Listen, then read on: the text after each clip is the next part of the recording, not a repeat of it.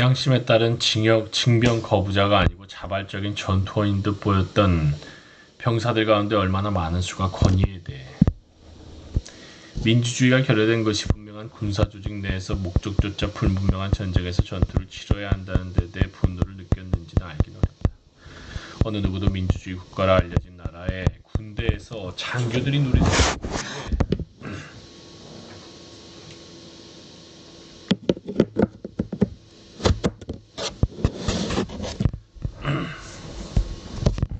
사병들이 느꼈던 쓰라린 감정을 기록해두진 않았다. 예를 들어보자. 폭격 임무 사이에 짬을 내 기지 내 영화관에 영화를 보러 간 유럽 전역의 항공대 전투 특무원들은 짧은 장교의 줄과 아주 긴 사병의 줄로 나뉘어진 두 개의 줄을 볼 수 있었다. 전투에 나갈 준비를 할 때조차도 두 개의 식당이 별도로 있었고 사병들이 먹는 식사는 장교들의 것과 달리 부실했다. 제2차 세계대전에 뒤이어 나온 문학작품인 제임스 존스의 지상에서 영혼으로, 조지프 헬러의 캐치 22, 노먼 메일러의 나자와 사자 등은 군대 고급 장교들에 대한 사병들의 분노를 포착했다. 나자와 사자에서 병사들이 전투 중에 이야기를 나누는 장면이 있는데 한 사병이 이렇게 말했다.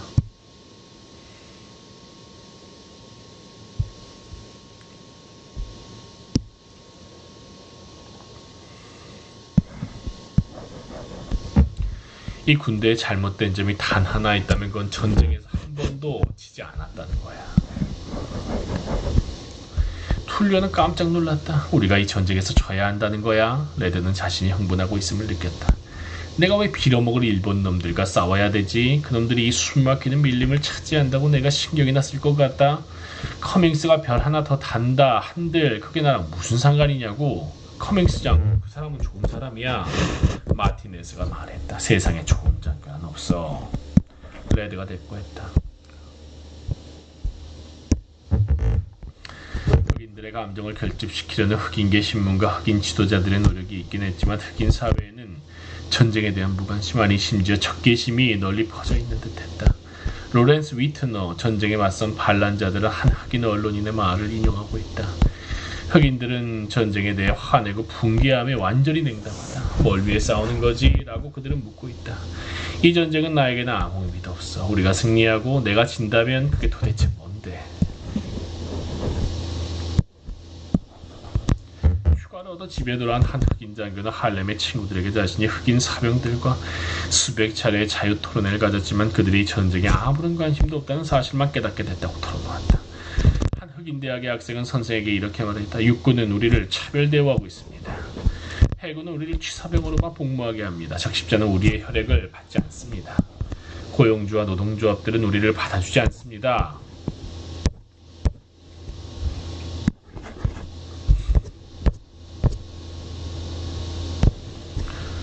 린치는 계속되고 있습니다. 우리는 국민권을 박탈당하고 차별받고 멸시당하고 있어요. 히틀러라고 이 이상 무엇을 더 할 수 있겠습니까? 전국 유색인 지위 향상 협회의 지도자 월터 화이트는 중서부 지역의 한 모임에서 수천 명의 흑인 청춘들에게 이 학생의 말을 그대로 전하면서 사람들이 동의하지 않으리라 예상했다. 월터 화이트. 하지만 오히려 그의 회상에 따르면 놀랍고도 당혹스럽게도 청중들이 박수갈채를 퍼부어대서 그들을 진정시키는데 40초나 걸렸다. 1944년, 43년 1월에 한 흑인대의 신문에 징집병의 기도문이 실렸다. 사랑하는 주님, 오늘 저는 전쟁에 나갑니다. 싸우려고 죽으려고요. 말해주세요. 무엇을 위해서입니까? 사랑하는 주님, 저는 싸울 겁니다. 두렵지 않습니다. 독일이든 일본 놈이든 제가 두려워하는 것들은 여기에 있습니다. 미국이에요. 그러나 흑인들의 조직적인 반전 행동은 전혀 없었다. 사실 어디에서도 조직적인 반전은 거의 없었다. 공산당은 열렬하게 전쟁을 지지했다. 사회당은 분열되어 있어서 어떤 식으로든 분명한 발언을 할 수 없었다. 소수의 무정부주의, 평화주의 집단만이 전쟁을 지지하지 않았다. 평화와 자유를 위한 국제 여성동맹은 이렇게 말했다. 국가와 국가, 계급과 계급, 민족과 민족 사이의 전쟁은 갈등을 영원히 해결하거나 갈등을 낳은 상처를 치유할 수 없다. 카톨릭 노동자는 우리는 여전히 평화주의자이다 라고 썼다. 자본주의와 파시즘, 공산주의, 역동적 이데올로기와 침략 행동으로 이루어진 뒤집어진 세계에서 평화를 호소하는 것만으로는 난관에 부딪힐 뿐이라는 사실이 일부 평화주의자들을 괴롭혔다. 그들은 혁명적 비폭력에 관해 이야기하기 시작했다. 화해, 친후회. 제1차 세계대전 당시 설립된 범종교 국제평화주의 단체 뮤스트는 훗날 이렇게 말했다. 난 금세기 초의 감상적이고 안이한 평화주의에 감명받지 않았다. 당시 사람들은 편안히 앉아서 평화와 사랑에 관해 즐겁게 이야기하면 세계의 문제들을 해결할 수 있으리라고 느끼고 있었다. 뮤스트는 세계가 혁명의 소용돌이에 휘말린 상황에서 폭력에 반대하는 사람들은 혁명적 행동을 취해야 하지만 폭력을 써서는 안 된다는 사실을 깨달았다. 혁명적 평화주의 운동은 흑인, 정률, 소장농, 산업 노동자 등과 같은 억압받는 소수의 집단들과 효과적인 접촉을 취해야 할 것이었다. 단 하나의 조직된 사회주의 집단만이 전쟁에 명확히 반대했다. 사회주의 노동자당이 그들이었다. 여전히 효력을 발휘하고 있던 1917년 방첩법이 전시의 발언에 적용됐다. 그러나 미국이 아직 전쟁에 개입하지 않고 있던 1940년에 하원에서 스미스법이 통과됐다. 스미스법은 군 업무를 저부하는 결과를 낳을 수 있는 발언이나 글을 금지하는 방첩법의 조항을 평화시까지 확장시켰다. 스미스법은 또한 무력과 폭력에 의한 정부 전복을 주장하거나 이를 주장하는 단체에 가입하거나 그런 사고를 출판하는 행위를 범죄로 규정했다. 43년에 미니애폴리스에서 사회주의 노동자당 당원 18명이 당 강령과 공산당 선언을 통해 표명된 당의 사상이 스미스법에 위배되는 정당에 소속됐다는 기소 내용에 대해 유죄를 판결받았다. 그들은 징역형을 선고받았고 대법원은 재심을 받아들이지 않았다. 몇몇 사람들은 실제 전쟁은 각국의 내부에서 벌어지고 있다고 계속 주장했다. 전시에 발간된 드와이트 맥도널드의 잡지 정치에는 프랑스의 노동자이자 철학자인 시몬 르 베이유의 글이 실렸다. 그 가면이 파시즘이라 불리든 민주주의라 불리든 아니면 프롤레타리아 독재라 불리든 우리의 최대의 적은 여전히 기구, 관료제, 경찰, 군대이다. 국경이나 전선 너머에서 우리와 맞서고 있는 우리의 적이라기보다 우리 형제들의 적이라고 해야 할 기구가 아니라 우리의 보호자를 자임하면서 우리를 자신의 노예로 만드는 기구인 것이다. 구체적 상황이 어떠하든 간에 항상 최악의 배신은 우리 자신을 이 기구에 종속시키는 것이며 그런 복종을 통해 우리 자신과 다른 이들의 모든 인간적 가치를 유지하는 것이다.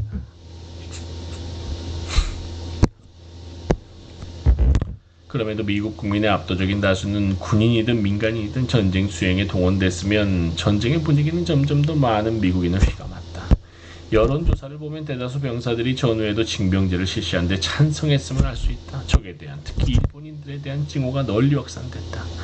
분명히 인종주의가 작용하고 있었다. 잡지 타임은 이오지마 전투를 보도하면서 이렇게 말했다. 사리를 분간 못한 일본 놈들은 일반적으로 무식하다.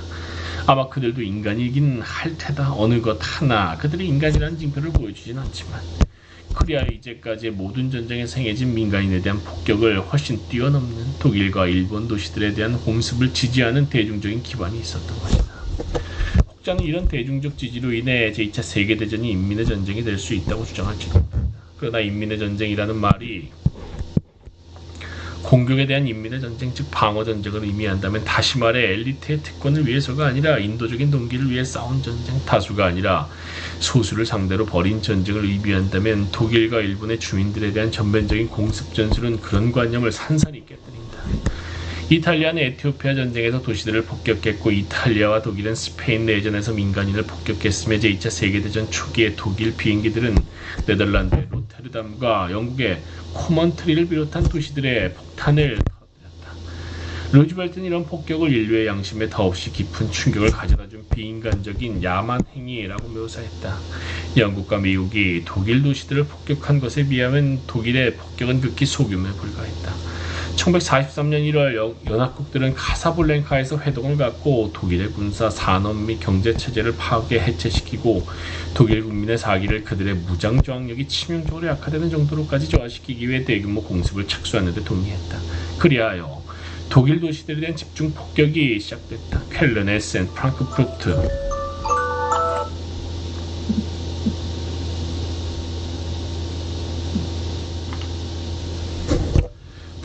함부르크 등지에 1000대의 항공기가 공습을 가한 것이다. 영국군은 야간에 출격했는데 특정 군사 목표물을 공격한다는 구실 따위도 아예 없었다. 수간에 출격한 미군은 정밀 폭격을 하는 척했지만 고고도에서 정밀 폭격은 불가능했다. 이 끔찍한 폭격의 클라이맥스는 1945년 초에 벌어진 드레스덴 폭격이었는데 폭탄으로 인해 발생한 엄청난 열기가 진공 상태를 만들어냈고 거대한 열폭풍이 순식간에 시전체를 휩쓸어버렸다. 드레스덴 주민 10만 명 이상이 목숨을 잃었다. 윈스턴 처칠은 전쟁 회고록에서 이 사건을 간단히 서술한 데 그쳤다. 그달 말에 우리는 당시 독일 동부전선의 연락 중심지였던 드레스덴에 대한 대규모 공습을 수행했다. 일본 도시들에 대한 폭격 역시 민간인의 사기를 저하시키기 위한 집중 폭격 전략을 반복했다. 어느 날 밤에 이루어진 도쿄에 대한 소위탄 폭격은 8만 명의 생명을 앗아갔다. 그리고 45년 8월 6일 히로시마 상공에 단독 비행하던 미군 비행기에서 첫 번째 원자폭탄을 투하 약 10만 명의 생명을 빼앗고 수만 명을 방사능 중독으로 서서히 죽음으로 내몰았다. 미국 정부는 한 번도 공식적으로 인정하지 않은 사실이지만 역사학자 마틴 쇼원 파괴된 세계에 따르면 히로시마시 교도소에 수감되어 있던 미 해군 조종사 12명도 원폭으로 목숨을 잃었다. 3일 뒤 두 번째 원자탄이 나가사키시에 투하되어 약 5만 명이 사망했다. 이런 잔악 항의에 대한 정당화는 이로써 전쟁을 신속하게 종결시키고 일본 본토 침공이 불필요하게 되게 하는 것이었다. 정부는 일본 본토를 공략하게 되면 엄청난 인명이 희생될 것이라고 말했다. 국무장관 번즈는 100만 명이라고 말했고 조지 마셜 장군이 제시한 수치를 받아들인 트루먼은 50만이라고 했다. 수년 뒤 공개된 맨하튼 프로젝트 원자탄 개발 계획의 문서들은 마셜이 민간인들을 대피시키고 군사 목표물만을 공격할 수 있도록 일본 측의 원자탄에 대해 경고를 하자고 촉구했다는 사실을 보여줬다. 본토 침공 시 야기될 인명 손실에 관한 이 추정치들은 현실적인 것은 아니었고 원폭이 야기한 결과가 알려지면서 점점 더 많은 사람들이 반감을 갖게 됨에 따라 원폭을 정당화하기 위해 급조된 수치로 보인다. 1945년 8월에 이르면 일본은 절망적인 상태로 항복할 준비가 되어 있었다. 뉴욕타임스의 군사분석가 헨슨 볼드윈은 전쟁 직후 이렇게 썼다. 군사적인 측면에서 보자면 무조건적인 항복을 요구한 포츠담 선언이 있었던 7월 26일의 시점에서 적은 이미 전략적으로 속수무책인 위치에 놓여 있었다. 바로 그런 상황에서 우리는 히로시마와 나가사키를 쓸어버린 것이다. 우리가 그렇게 할 필요가 있었을까? 물론 어느 누구도 확신할 수는 없지만 대답은 거의 확신이 부정적이다. 전쟁에서 공중폭격이 낳은 결과를 연구하기 위해 44년에 전쟁부에서 설립한 미국 전략폭격조사단은 일본이 항복한 뒤 수백 명의 일본 민간인 및 군대 지도자들을 인터뷰하고 전쟁 직후에 이렇게 보고했다. 모든 사실에 대한 세부적인 조사와 관련된 일본인 생존 지도자들의 증언을 토대로 이를 확인해 볼 때 본 조사단은 설령 소련이 태평양 전쟁에 개입하지 않고 일본 본토에 대한 어떤 침공도 계획하거나 기도하지 않았다 하더라도 확실히 45년 12월 31일 이전에 아마도 11월 1일 이전에 일본이 항복했을 것이라는 견해를 밝히는 말이다. 그런데 미국 주민들은 45년 8월에 이런 사실을 알 수 있었을까? 대답은 확실히 그렇다이다. 미국은 이미 일본의 암호 체계를 해독하고 일본의 교신을 도청하고 있었다.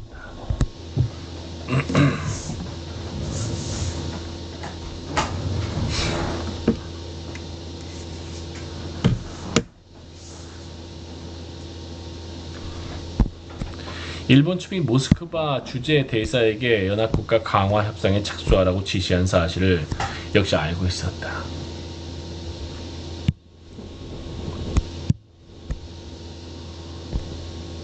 일본 지도자들은 이에 앞서 1년 전에 항복에 관해 논의하기 시작했고 천황 자신도 45년 6월에는 끝까지 싸우는 것 외에 대안을 고려하라고 넌지시 비친 바이다. 7월 13일 외무장관 도고 시게노리가 모스크바 주재 대사에게 전문을 보냈다. 무조건적인 항복이 평화를 가로막는 유일한 장애물이다. 마틴 쇼위는 관련된 역사적 문서들을 철저히 검토한 뒤 이렇게 결론 짓고 있다. 전쟁이 끝나기 전에 이미 일본의 암호를 해독한 미국 정보부는 이 전문을 대통령에게 전달할 수 있었지만 그리고 실제로 전달했지만 전쟁을 종식시키려는 노력에 아무런 영향도 미치지 못했다. 미국이 무조건적인 항복을 고집하지만 않았더라면 일본인들에게 신과 같은 존재인 천황의 지위를 보장한다는 항복의 단 하나의 조건만 기꺼이 받아들였더라면 일본인들은 전쟁을 끝내는데 동의했을 것이다. 미국은 왜 미국인과 일본인 모두의 생명을 구할 수 있는 그런 작은 조치를 취하지 않았을까?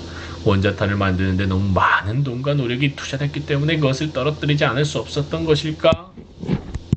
맨하튼 프로젝트의 총책임자였던 레슬리 그로브즈 장군은 트루먼을 가리켜 너무 큰 관성 때문에 멈추게 할 수 없는 썰매를 탄 사람이라고 묘사했다.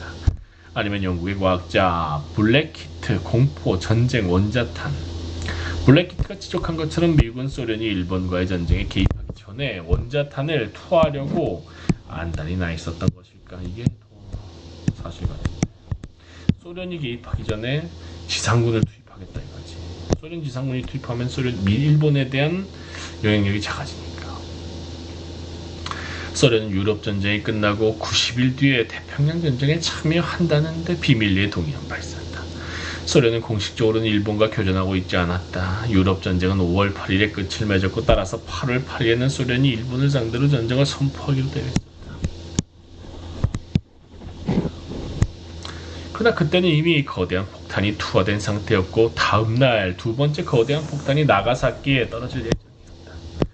일본은 소련이 아니라 미국에 항복하고 따라서 미국이 전후 일본의 점령자가 될 것이었다. 다시 말해 블랙히트의 말처럼 원자탄 투하는 소련과의 냉전 외교에서 첫 번째로 벌인 주요한 행동이었다. 해군 장관 제임스 포로스터리 45년 7월 28일자 일기에 국무장관 제임스 번즈를 소련이 개입하기 전에 일본 문제를 끝내고 싶어서 안달이 난 사람으로 묘사한 사실에 주목한 미국의 역사자 가오 엘퍼로비츠 원자탄 외교는 블랙히트의 주장을 뒷받침하고 있다. 트루먼은 이렇게 말한 바 있다. 세계는 최초의 원자폭탄이 군사기지인 히로시마에 투하되었다는 점을 주목할 것입니다. 우리가 이 최초의 원폭 공격에서 가능한 한 미국인의 살상을 피하고자 했기 때문입니다. 그것은 터무니없는 발언이었다. 히로시마에서 사망한 10만 명 거의 전부가 민간인이었다. 미국 전략, 폭격, 조사는 공식 보고서에서 이렇게 밝혔다. 히로시마와 나가사키가 목표물로 선택된 이유는 경제활동과 인구가 집중된 도시이기 때문이었다. 나가사키에 대한 두 번째 원자탄 투하는 미리 예정된 것으로 보이지만 지금껏 어느 누구도 왜 그곳에 원자탄을 떨어뜨렸는지 설명하지 못했다. 히로시마에 투하된 원자탄이 우라늄 폭탄인데 비해 나가사키의 경우 플루토늄 폭탄이기 때문이었을까? 나가사키 사망자들과 방사능에 노출된 사람들은 과학실험의 희생자들이었을까? 마틴 셔워는 나가사키의 사망자들 가운데는 미군 전쟁 포로들도 있었을 것이라고 말하고 있다. 셔위는 7월 31일에 괌의 미 육군 전략 항공 사령부 원자탄이 이륙한 비행장에서 전쟁부에 보낸 전문에 주목한다. 전쟁 포로들로부터 나온 보고서들에 의하면 사진으로는 입증되지 않았으나 연합군 포로 수용소가 나가사키 중심부에서 북쪽으로 1km쯤에 위치하고 있다고. 이것이 센터보드 작전에서 첫 번째 목표물로 이곳을 선정한 사실에 영향을 주는가? 즉시 회담바람.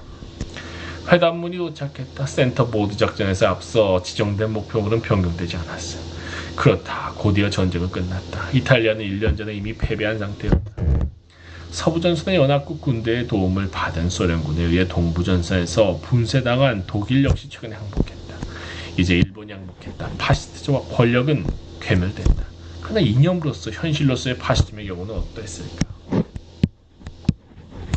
군국주의, 인종주의, 제국주의 같은 파시즘의 본질적 요소들도 이제 사라진 것이었을까? 아니면 이미 중독된 승자들의 뼛속 깊이 스며든 것이었을까? 혁명적 평화주의자였던 뮤스트는 일찍이 1941년에 이렇게 예측한 바 있다. 전쟁이 끝난 뒤의 문제는 승자에게 있다. 승자는 자신이 전쟁과 폭력을 치를 만한 값어치가 있었음을 입증했다고 생각한다. 이제 누가 승자에게 교훈을 줄 것인가?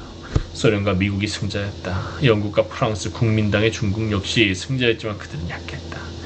이들 두 나라는 이제 나치의 만자 십자상이나 십자장이나 열병식 공식적으로 선포된 인종주의는 없었지만 한편에서 사회주의, 다른 한편에서는 민주주의라는 위장막 아래 자신의 제국주의적 영향력을 확대하는 데 착수했다.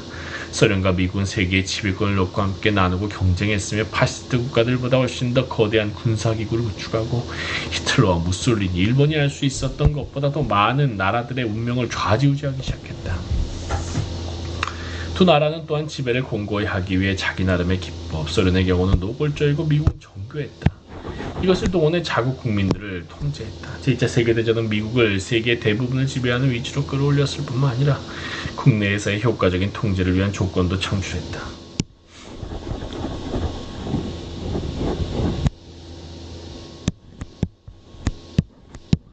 1930년대를 특징지었던 뉴딜 정책에 의해 단지 부분적으로는 완화됐던 실업과 경제적 고난, 그리고 그 당연한 결과인 소요는 전쟁이라는 더 큰 소요에 의해 진정된 2차 세계대전이 결과. 전쟁은 농민들에게는 가격 인상을, 노동자에게는 임금 인상을, 그리고 1930년대를 그토록 위협했던 반란을 방지하기에 충분한 번영을 사람들에게 가져다 줬다. 로렌스 위트너가 그래서 대중노동자의 시대의 반란에 재갈이 물렸구나. 단지 케인주의 때문이 아니라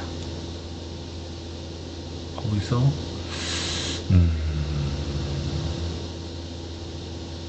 그러다 60년대 다시 반말이죠. 로렌스 위트너가 쓴 것처럼 전쟁은 미국 자본주의를 소생시켰다.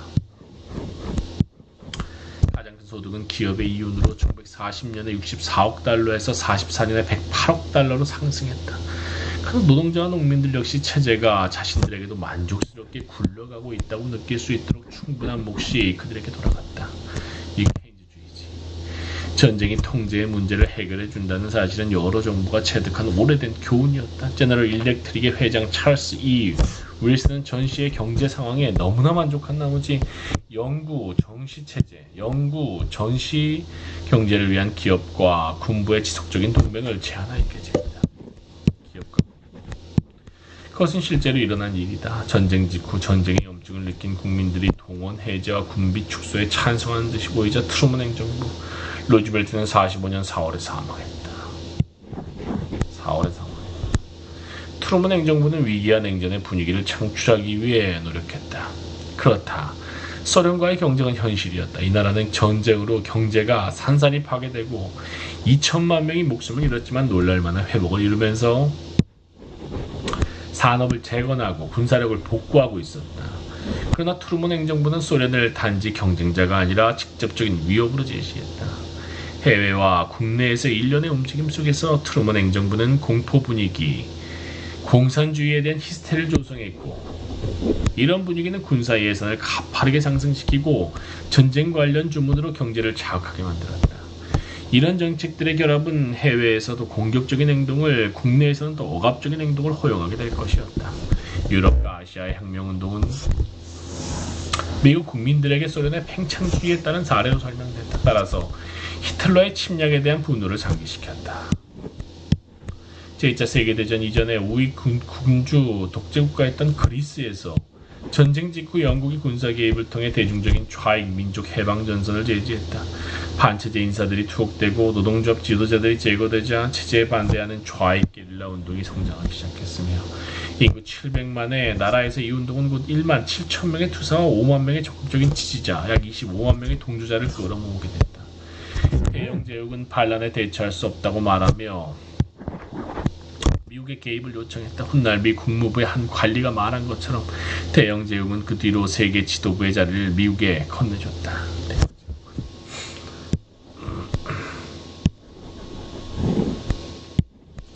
미국은 트루먼 독트린으로 응답했는데 이것은 47년 봄에 트루먼이 그리스와 터키에 대한 4억 달러의 군사 및 경제 원조를 요청한 하원 연설에 붙여진 이름이었다. 트루먼은 미국이 무장 소수 세력이나 외부의 압력이 시도하려는 예속에 대해 저항하는 자유로운 국민들을 도와야 한다고 말했다. 사실 가장 큰 외부의 압력은 미국이었다. 그리스의 반란자들은 유고슬라비아로부터 약간의 원조를 받고 있었지만 일찍이 제2차 세계대전 중에 루마니아와 폴란드, 불가리아에서 길을 내준다면 그리스에는 간섭하지 않겠다고 처칠과 약속한 바 있는 소련으로부터는 아무런 원조도 받지 못했다. 미국과 마찬가지로 소련 역시 자신이 통제할 수 없는 혁명은 도울 의사가 없는 듯 보였다. 트루먼은 세계가 두 개의 생활 양식 가운데 하나를 선택해야 한다고 말했다.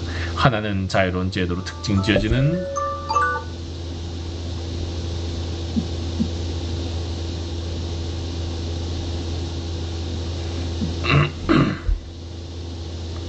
자유는 제대로 특징지어지는 자수의 의지에 기반을 둔 것이었고 다른 하나는 공포, 억압, 개인의 자유에 대한 탄압 등 소수의 의지에 기반을 둔 것이었다. 트루만의 보좌관 클라크 클리퍼드는 대통령 교수에서 그리스 개입을 더 수사적이고 덜 실제적인 어떤 것, 중동의 어마어마한 천연자원과 연결시켜야 한다고 제안했지만 트루먼은 그런 언급은 하지 않았다. 미국은 그리스 내전의 병력이 아니라 무기와 군사 고문단으로 개입했다. 1947년 마지막 5개월 동안 미국은 아테네 우익 정부의 대포와 급강하 폭격기, 네이팜탄 등 7만 4천 톤의 공사 장비를 보내줬다. 제임스 본 플리트 장군이 이끄는 250명의 장비단이 전투 현장에서 그리스 군대에 조언을 해줬다. 벤 플리트는 게릴라들을 고립시키고 그들의 지지 기반을 제거하기 위해 농촌 지역에 그리스인 수천 명을 강제로 소개하는 정책, 민중 봉기에 대처하는 표준적인 정책에 착수했다. 그런 지원으로 반란은 1949년에 괴멸됐다. 그리스 정부에 대한 미국의 경제, 군사 원조는 계속됐다. 다우와, 크라이슬러, 에소 등 미국 기업들의 자본이 그리스로 밀려들었다. 그러나 리처드 바네트가 특히 야만적이고 후진적인 군사 독재라고 지칭한 세력이 국가를 장악함에 따라 문맹과 가난, 굶주림은 여전히 광범위하게 남게 됐다. 중국에서는 공산당 운동이 제2차 세계대전 종전 당시 거대한 대중적 지지를 받았고 그들이 주도하는 혁명이 이미 진행되고 있었다. 일본에 맞서 싸웠던 홍군은 이제 미국의 지원을 받는 장제스의 부패한 독재를 몰아내기 위해 싸웠다. 미국은 1949년까지 장제스 군대에 20억 달러를 원조했지만 미 국무부의 중국 백서에 따르면 장제스 정부는 자신의 군대와 국민의 신뢰를 이미 잃어버린 상태였다. 1949년 1월 중국 공산당 군대가 베이징으로 진입해 내전의 종지부를 찍었고 이제 중국은 고대로부터 이어온 오랜 역사에서 외부의 지배로부터 독립한 인민의 정부에 가장 가까운 혁명운동의 수중에 놓이게 됐다.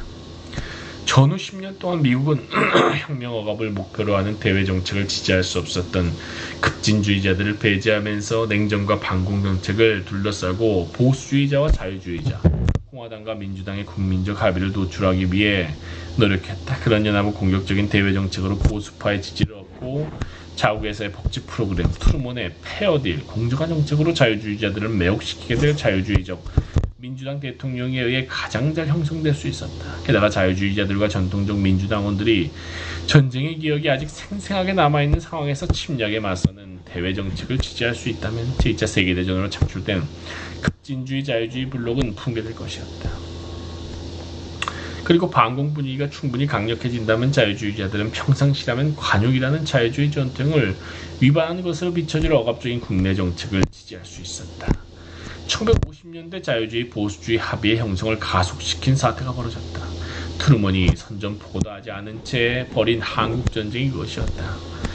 35년 동안 일본에 점령당했던 한국은 제2차 세계대전 뒤 일본으로부터 해방되어 소련 세력권의 일부이자 사회주의 독재체제인 북한과 미국 세력권의 우익 독재체제인 남한으로 분리됐다. 두 개의 한국 사이에 밀고 당기는 위협이 일어난 뒤인 50년 6월 25일 북한군이 북위 38도선을 건너 남한을 침공했고 미국이 지배하던 유엔화 회원국들에게 무력 공격을 물리치는 데 도움을 줄 것을 요청했다. 트루먼은 미국 군대에 남한을 도우라고 명령했고 미국은 유엔군이 됐다. 트루먼은 이렇게 말했다. 국제 문제에서 힘의 지배로 복귀한다면 원대한 효과를 낳을 것이다. 미국은 계속해서 법의 지배를 지지할 것이다. 힘의 지배에 대한 미국의 대응은 3년 동안 이루어진 폭격과 포격으로 남북한을 도살장으로 만들어버린 것이다. 네이팜탄이 투하됐고 BBC의 기자는 그 결과를 묘사했다. 우리 앞에 기묘한 모양의 사람이 서 있었는데 그 부정한 상반신에 다리를 벌리고 두 팔은 옆구리에서 바깥으로 내밀고 있었다. 그 남자는 눈이 없었고 불에 탄 누더기 조각 사이로 온몸이 다 드러나 보였는데 노란 구름이 얼룩덜룩 딱딱한 검은 딱지로 뒤덮여 있었다. 그는 앉아 있지는 못했는데 성한 피부라곤 남아있지 않고 쉽게 떨어져 나가는 딱딱한 빵껍질 같은 부스럼 딱지로 온몸이 뒤덮여 있었기 때문이었다. 난 내 눈으로 직접 목격한 잿더미로 변한 수백 곳의 마을에 관해 생각했고 그 남자와 같은 종류의 사상자 목록이 한반도 전선 전역에서 급증하고 있음이 틀림없다는 사실을 깨달았다. 한국전쟁으로 남북한에서 약 200만 명이 힘의 지배에 반대한다는 일말에 사망했다. 트루먼이 말한 법의 지배의 경우 미국의 군사적 조치는 그것을 훨씬 넘어서는 것처럼 보였다. 유엔 결의안은 무력 공격을 물리치고 이 지역의 평화와 안전을 회복하기 위한 행동을 요구한 바 있었다. 그러나 미군은 북한군을 38선 너머로 밀어난 뒤에도 계속 북한 지역으로 진격해 중국과의 국경지대 남록강까지 밀고 올라왔다. 이로써 중국이 전쟁에 개입하게 만들었다. 뒤이어 중국이 남쪽으로 밀고 내려왔고 1953년에 평화협상으로 예전의 남북한 경계선이 회복될 때까지 전쟁은 38선에서 교착 상태에 빠졌다. 한국전쟁은 자유주의 여론을 전쟁과 대통령을 중심으로 결집시켰다. 한국전쟁은 해외에서의 개입 정책과 국내에서의 경제, 군사를 유지하는 데 필요한 일종의 연합을 만들어냈다. 급진적 비판자로서 이런 연합의 바깥에 자리 잡고 자리하고 있던 사람들에게 이것은 곤란한 문제였다. 언론조 햄비, 뉴딜을 넘어서는 뉴리 퍼블릭과 또 네이션, 1948년에 좌파 연합인 진보당 공천으로 트루먼에게 맞서 출마했던 헨리 월리스가 한국전쟁을 지지했다고 지적했다. 자유주의자들은 조지프 메카시 상원의원, 그는 모든 곳에서 심지어 자유주의자들 사이에서도 공산주의자들을 추적했다. 상원의원을 좋아하지 않았지만 헨리에 따르면 한국전쟁은 메카시즘의 새로운 생명을 불어넣었다. 좌파는 1930년대 어려운 시절과 파시즘에 맞선 전쟁 중에 대단한 영향을 갖게 됐다. 공산당의 실제 당원수는 많지 않았지만 아마 10만 명을 넘지는 않았을 것이다. 수백만을 헤아리는 조합원을 지닌 노동조합 속에, 예술 속에, 그리고 30년대 자본주의 체제의 실패로 인한 공산주의와 사회주의를 호의적으로 보게 됐을지도 모르는 셀 수 없이 많은 미국인들 속에 잠재력을 가진 존재였다. 따라서 제2차 세계대전을 치른 뒤 기존 체제가 아니라 이 나라에서 자본주의를 더 안전한 것으로 만들고 미제국에 대한 지지라는 합의를 구축하기 위해서는 좌파를 약화시키고 고립시켜야 했던 것이다. 그리스와 터키에 대해 트루먼 독트린을 제시한 지 2주일 뒤인 1947년 3월 20일 트루먼 대통령은 대통령령 9835호를 발표, 미국 정부에서 불충스러운 분자들의 침투를 색출하는 프로그램에 착수했다. 1950년대라는 책에서 더글라스 밀러와 메리언 노악은 이렇게 논평합니다. 훗날 트루먼이 이 나라를 휩쓴 히스테리의 거대한 파괴에 관해 불만을 토로하게 됐지만 공산주의에 맞서 승리하고 국내외 위협으로부터 미국을 완벽하게 보호한다는 그의 약속이 바로 그 히스테리를 만들어낸 주범이었다. 47년 3월에 시작되어 52년 12월까지 이어진 트루먼의 보안 프로그램으로 약 660만 명이 조사를 받았다. 약 500명이 충성이 의심스럽다는 모호한 이유로 해고됐지만 단 한 건의 간첩 행위도 적발되지 않았다. 이 모든 과정이 재판관이나 배심원도 없이 비밀 증거와 비밀스러운 존재이다 종종 보수를 지급받은 정보 제공자들에 의해 이루어졌다. 정부 전복의 증거를 찾지 못했음에도 광범위하게 수행된 공식적인 빨갱이 사냥은 정부의 스파이들이 침투해 있다는 관념에 대중적인 신임을 부여했다. 보수적이고 두려움에 가득 찬 반응이 이 나라를 휩쓸고 지나갔다. 미국인들은 기존 질서의 절대적인 안정과 보존의 필요성을 확신하게 됐다. 제2차 세계대전 직후에 벌어진 세 개의 사건들은 국내에서 반공 십자군에 대한 대중적 지지를 구축하는 것을 용이하게 만들었다. 48년에 체코슬로바키아의 공산당이 정부에서 비공산주의자들을 축출하고 자신들만의 통치를 확립했다. 그해 소련이 자신의 세력권인 동부 독일 안에 고립된 공동 점령하에 도시인 베를린을 봉쇄, 미국은 베를린으로 물자를 공수해야만 했다. 49년 중국에서 공산당이 승리를 거두었고 바로 그해 소련은 첫 번째 원자탄 실험에 성공했다. 1950년에는 한국전쟁이 발발했다. 이 모든 사태는 전 세계적인 공산주의의 음모를 보여주는 징후로 대중들에게 제시됐다.